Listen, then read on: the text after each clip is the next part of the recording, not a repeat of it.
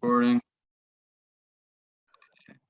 All right, so I'm going to go, who are you? I'm going to move the orders. Who are you? Is your experience, main roles in your career, past and present? What is a back-end engineer? Separates your role from front-end shit. How do these efforts work towards a common end? And there's like this weird one. It's like there have been some disagreements in defining the meaning of computer science in terms of like whether it's like a mathematical discipline. Computer science is like merely a tool for interdisciplinary capacity. In your experience in the field, what does the application of computing disciplines most look like? What does the modern technology landscape look like in terms of data security, software dev, or just like your own answer? And what does the future of tech look like? Artificial intelligence, quantum data transformation, talking about Palantir and stuff. Prevalent values of practice or conduct you've observed in your career, tech literacy, competence, ingenuity. You can talk about like failures of management to have any level of technical competency or literacy. And then what do you think the ultimate goal of technological development is working towards, and the ethical concerns and stuff like that? Okay. Sure. So my experience and main roles, well, I started in IT, working for a nationwide hospice, where I was responsible for ensuring IT compliance with HIPAA and high tech, which is basically ensuring that the appropriate security controls are in place to ensure that patient healthcare data was stored and transmitted securely. So I started there, then became a security engineer at the International Association of Privacy Professionals, which is the largest privacy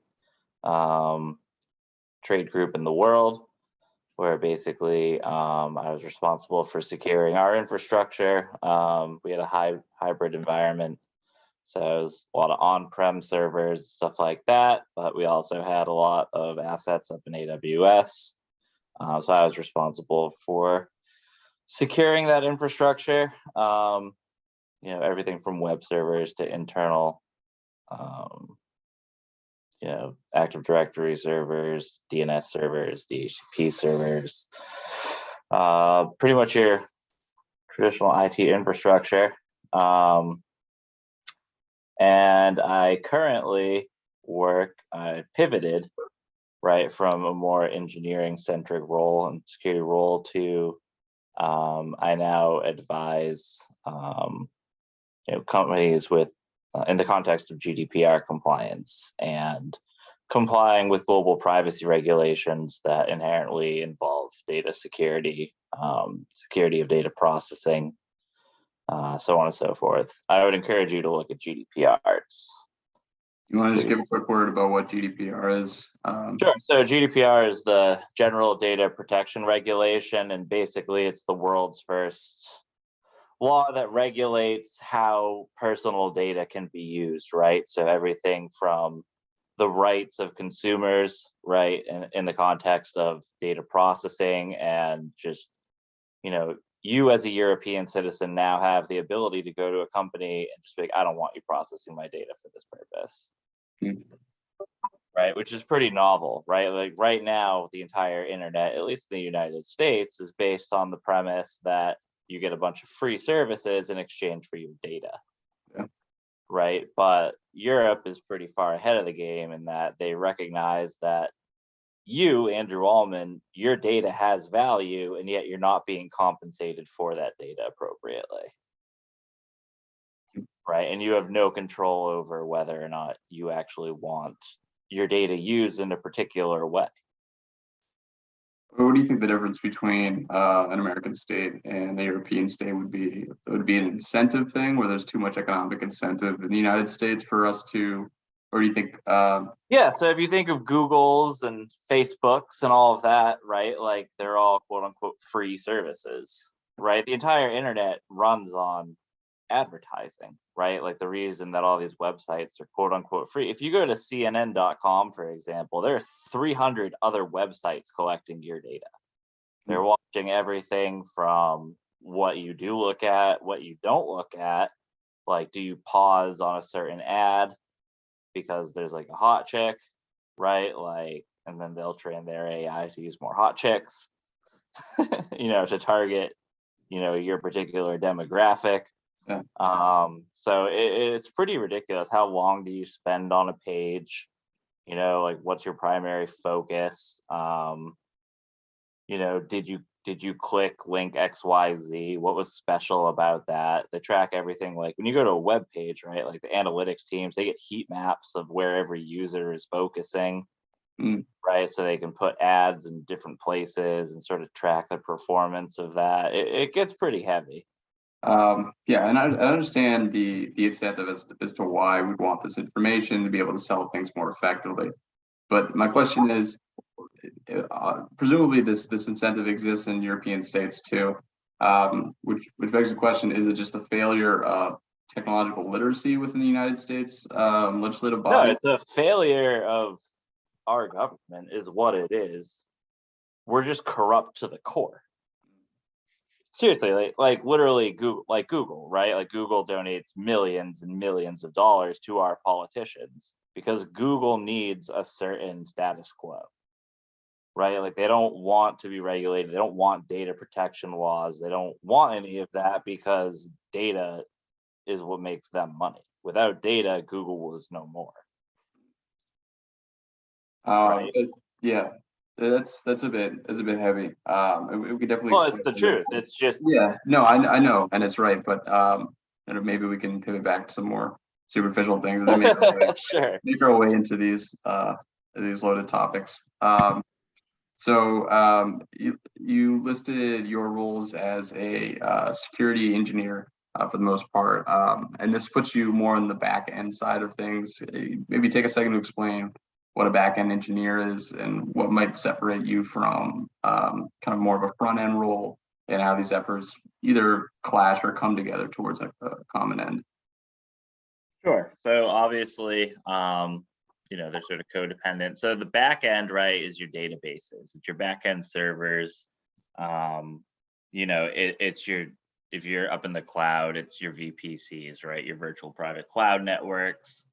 It's all of that. It's everything that basically supports the front end experience, right? So the front end is basically focused on user interactions and stuff like that. The back end supports the front end code, right? So it basically is responsible for securing data in the context of databases. Every web application runs on a database. So you need to keep all that information that's stored there secure. You need to keep it backed up. You need to keep it available, right? Availability meaning that it needs to be available. It needs to work, right? Like if you have your websites down, you're losing millions of dollars an hour because you can't sell stuff. Yeah. So that's a big part of it. It's making sure that it's doing capacity planning. It's making sure that data is encrypted in transit and at rest. There's a lot that goes into it, but the relationship is pretty straightforward between client side code and the back end infrastructure that supports it. You're basically creating the environment for that code to run and be delivered to a browser. I see. Is there any kind of archetypal conflicts that occur between these two efforts? Yeah, I mean, developers are ridiculous. So developers, right, you kind of have competing priorities in a lot of organizations, for better or worse. Developers, so once you build a back-end infrastructure, right, like there's a certain amount of maintenance that goes into it. You need to keep operating systems updated and stuff like that. Even though the world is kind of moving towards a serverless platform as a service model, where basically companies like Amazon and stuff like that are responsible for the hardening and maintenance of the underlying infrastructure. But I'm old school.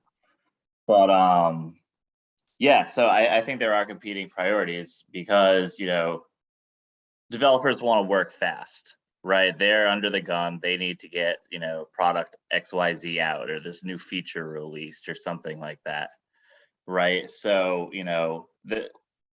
security can get in their way a lot of the time, right? So it's finding that balance between, what access do they need, right? Like should front end, software engineers be going into the back end systems and adding, for example, like, npm packages, right? Or, node packages if they're reliant on Node.js, right? Like who manages that stuff? And then it gets into, because they need like root access to install those things, and then, OS permissions, and a lot of it is basically just fighting over who has access to those things.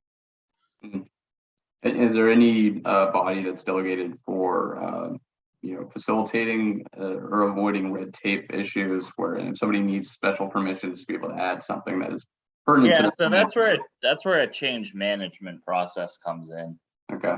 right? Where basically no changes should ever happen to an environment unless it's gone through a structured process, Okay. right? So if it's on the front end, everything should go through version control. Everything should, go through a staging environment first, where it's QA'd, checked, and made sure that, it's going to work appropriately in production. And then you should have like multiple developers check stuff, and only after, say, for example, 2 devs have checked a piece of code can it be pushed into production. See. So stuff like that. And then obviously that allows you to coordinate with the back end team, like, okay, I need this new npm package installed. Yeah. Right, like as part of this change. So backend engineering will deploy that into staging, make sure that everything lives in harmony, and then sort of coordinate through the change management process. The npm package will be installed, and then they can push their code. So yeah, most of IT comes down to just adhering to processes and procedures, right, that are in place. Because if you think about it, right, like any given technology stack is a countless number of moving parts, right? And you can very, very, very quickly lose track of what's doing what. And that's how you get hacked, is you don't have a good situational awareness, and you don't have processes in place to keep that situational awareness. So a lot of my job as a security engineer was just basically enforcing through technical means the written policies of the organization. I see. Right. So like say a dev tries to just push code, they should be denied unless they've gone through the checks I just listed.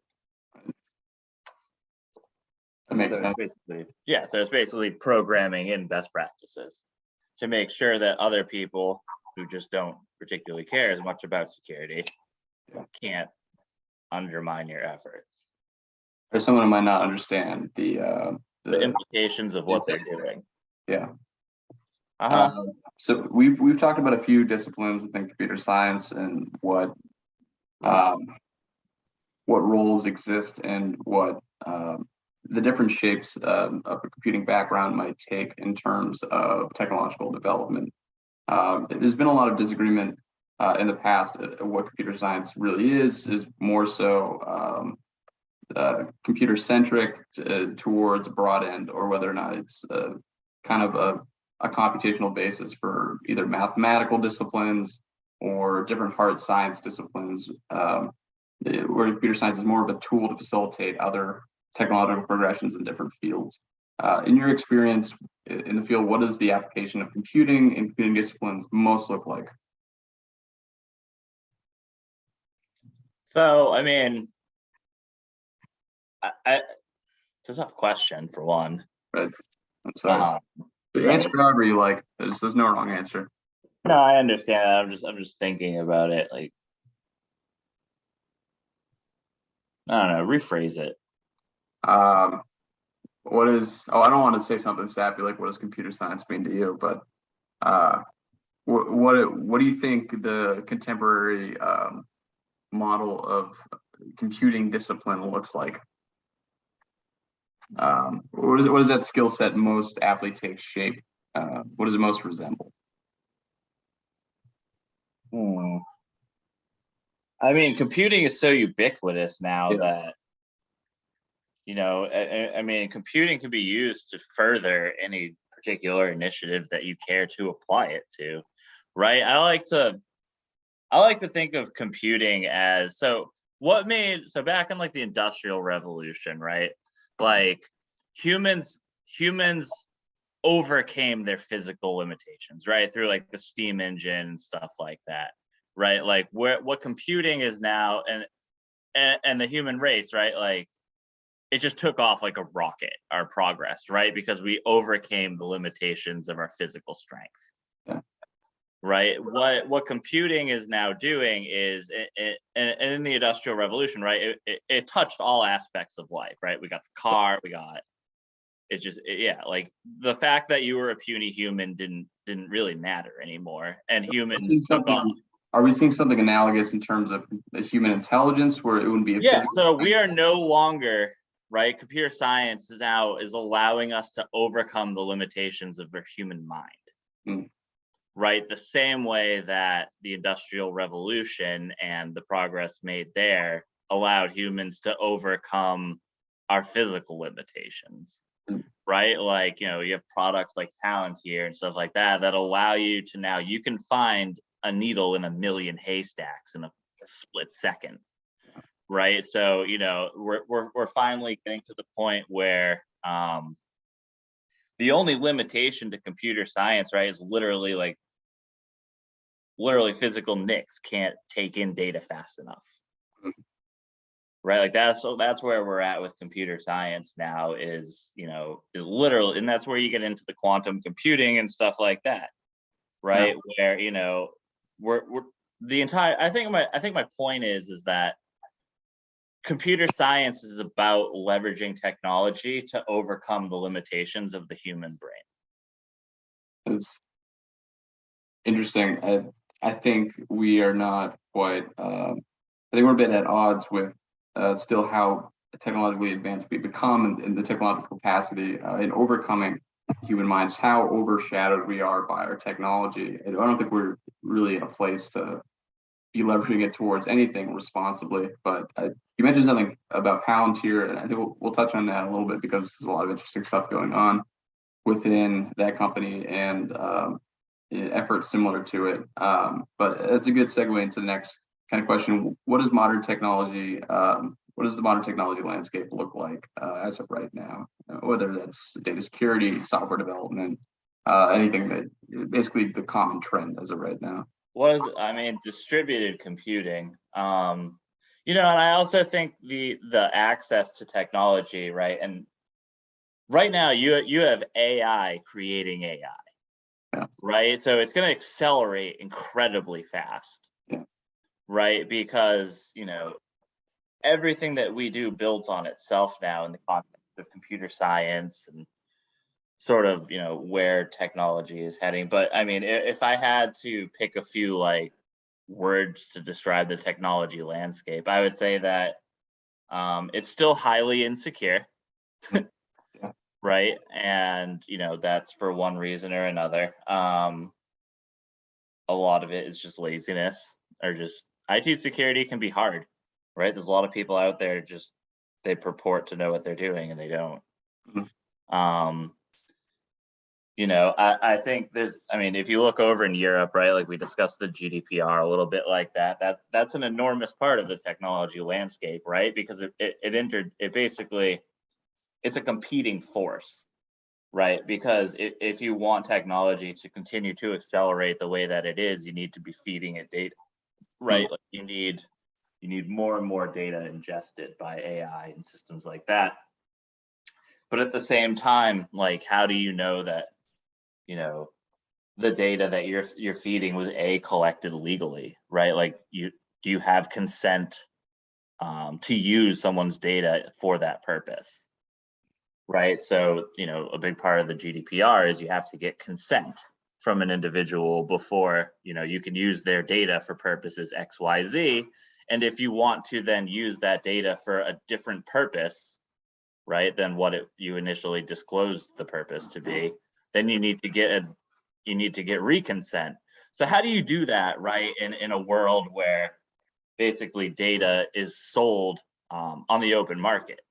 Right? Like everything about you can just be sold from one data broker to another. Like how do you ensure that the purpose for which that data was collected isn't being violated, Mm. right? And then how do you get that reconsent? So it's pretty messy, Yeah. right? There's a lot of competing forces right now in computer science, sort of that relationship between data privacy and, the requisite amount of data that's required to continue to advance technology. It seems like an interesting impasse, and I feel like Mhm. whether in like a militaristic sense or where we have these competing, I don't know, kind of more technology-oriented conflicts in a military sense, is if you cut off that line of information, that line of data that's feeding these artificial intelligence processes that are bettering themselves through deep learning techniques, that suddenly we stunt the that growth curve there, and you don't want to fall behind, I guess, is the idea. But there also is the moral implication is how can we take people's data without them knowing, and where do we generate massive amounts of data with meaningful significance if we're not taking it from citizens, right? Sorry, I was eating a waffle. Waffle. Yeah, Courtney just got home. Say hi. Hi. Hi, Courtney. I can't do this right now. I got focus. How much longer do you think you'll be only because you're on my computer? Just 10 more minutes. Come on, Okay. can you repeat your question? I apologize. No, it was kind of loaded. I said there's some important implications from that. Whether we do this responsibly and kind of in a military sense too, and I know we'll talk about Palantir in a minute. And some of these artificial intelligence processes require such huge amounts of data, and where do you get significant, clean, relevant data from, if not citizens? You can't just generate this relevant information out of nowhere. I think it's worth pointing out that all of these data privacy regulations around the world contain clauses that exempt national security purposes. I see. That's a good way right. to circumvent this issue. Yeah, nothing comes before national security. You should know Sure. that. For better or worse. Well, it just it begs the question: how often is that clause? I don't know. You'll never know. Well, just maligned. Because you're not allowed to know. Oh yeah, well you just slap the. We're collecting this data. What data? We can't tell you. Why can't you tell me? It's like national security. It's classified. Well, who classified it? Secret court. Can I see that decision? No, it's a secret. Yeah. Well, that's how you get the fucking. It's just you can slap that labeled national security on any piece of information, and then, it becomes a non-issue. There's no longer any sort of filtering process about. There's no friction there. No, not in the context of national security. Now, if a company wants to more aggressively figure out how to sell you a pair of shoes, yeah, you need consent for that shit. Well, I just at some point, can't you imagine that the information that was taken for the sake of national security, through one way or another, makes its way over to that shoe company? Yeah, it will, because they're all the same. Who do you think does all the stuff? It's Google and Apple, and they're all just government contractors. Yeah. I mean, Google's AI is incredible. Yeah. Incredible stuff. I mean, you've been training their AI for self-driving cars for a decade. That's what reCAPTCHA is. Yeah. Like we were talking about, right? Like, why do you think it's crosswalks and bicycles and stoplights? You've been training their driving cars. That's how they get the data, right? They're smart. Yeah. And also, I think people are generally unaware. I still remember that was far too late in my filling out reCAPTCHA forms that I realized that this is for autonomous cars and for whatever autonomous. Yeah, you've been training that Google car you see on the news once in a while. Yeah, it's just this amount of disconnect between these highly specialized fields and our daily goings on that we never really put together. No, you don't. The average person isn't ever going to put it together, and I think that's the thing. And I mean, that's where like the GDPR comes in, right? Like, it's not so like The way that you right now as an American are giving the companies the right to your data, you ever read the privacy policy? I don't You are signing away everything about you, right? When they say they're collecting your data to make their offerings better, what do you think that means? For Google, it means they're better at predicting if you'll buy shoes. Yeah. Right? Same with Facebook, same with that's what drives the entire digital economy. And I think going back to your question of, what the landscape looks like, computer science, I guess data collection and stuff like that is, I think people are becoming more aware of it. Yeah. Whether or not anything will change, I don't know. CCPA in California is a pretty good start. Yeah. I mean, we've seen pretty radical historical examples of us declining to care on numerous occasions. I personally don't believe that the generation, or as a whole, it's tough to generalize. I don't think they care. Yeah. I don't think they care. I don't think they'll ever read the Instagram privacy policy. I don't think they care that it digs into every corner of your phone. Yeah. I mean, no one reads that. Like, I read it. It's disgusting. It's ridiculous. It's crazy. They reserve the right to pull all of the data off of all of your other network devices, right? So it goes beyond just like what's on your phone, right? It's what's on your desktop.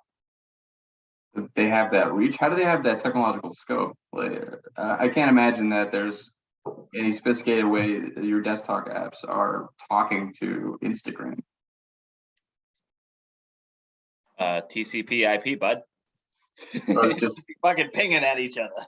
Yeah. No, you can fingerprint devices on a network. You can, there's a million ways to get that, and you have to remember that, most people, they just go to all these things on all their devices.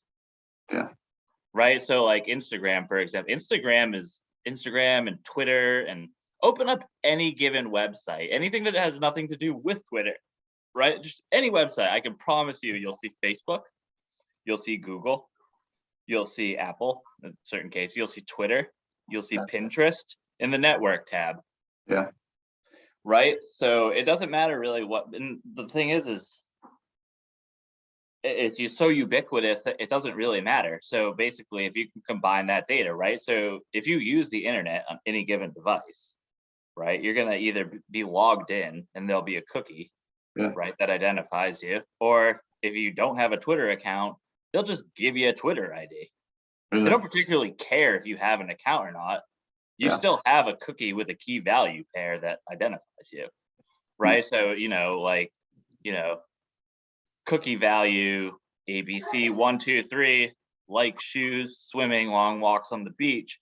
Yeah. We don't really give a shit who they are. Yeah. Right? We just know that that device is on this network. Yeah. And this device, and they both come from the same IP. Yeah. Right? And we can ping, or maybe it's synced up with your computer. I mean, there's a million ways to get it. That seems like the more sinister piece of it is that even people who are actively refusing to play some of these games. Yeah, you're still kind of steered into participating in this data collection, even if you don't participate in some of the specific services that would ask you to agree to something. It doesn't. There's no prompt for the data collection at this point. No, there isn't. I mean, like a good example is Pinterest, right? Like, I don't have Pinterest. I've never had Pinterest. I never probably will. Yeah. But if you look, and I bet this goes the same for you, there's a cookie called derived epic. Derived epic. Yep. It's _DERIVED _EPAIK. And what its purpose is to just sort of derive an epic from everything you do on the internet. Right? Like, and they all have cookies like that. I just remember that one because I was dealing with it at work the other day. I was trying to chase it down. So it would be like a generalized profile. Yeah, it's an identifier for you, and that derived epic cookie will follow you everywhere you go. So, they look at your MAC address, right? You have to remember that every machine has a MAC address, right? Which is tied to the hardware. Yeah. Right. And then, that can be combined with, either a digital fingerprint of literally how you type your keys, right? Like, AI has gotten to the point where it can tell if one person, like between a husband, wife, and daughter in a household, right? They can tell by the way that they use a computer which one's which. You don't even need to drop identifiers. Like one's a slow typer. Yeah. You know, one uses it during this time, like one's at school. So yeah, there's a million ways to get that data. You can just infer it. Yeah.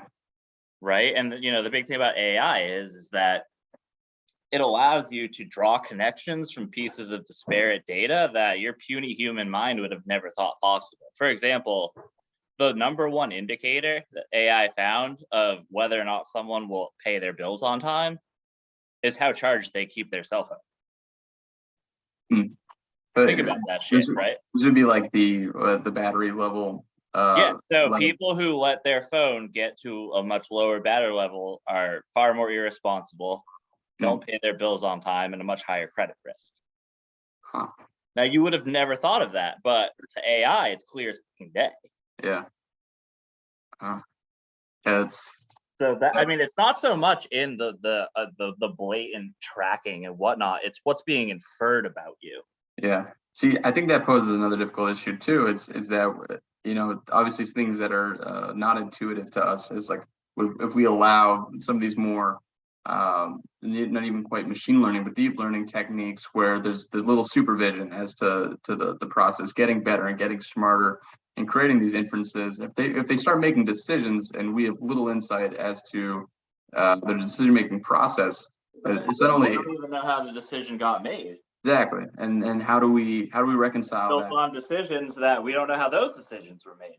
Yeah, and how do we reconcile that with the fact that we are now making decisions as an entity, whether this be a company or a government institutions, now making decisions based on an artificial intelligent process they don't understand.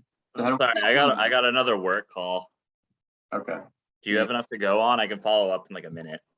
Yeah. I gotta get on. Yeah. Okay. I'm sorry, I lost track of time. That's okay. Thank you. Yeah, no, this was a great conversation. If you need anything else, let me know. All right, man. Thanks. Have a good day. You too. Bye. Bye.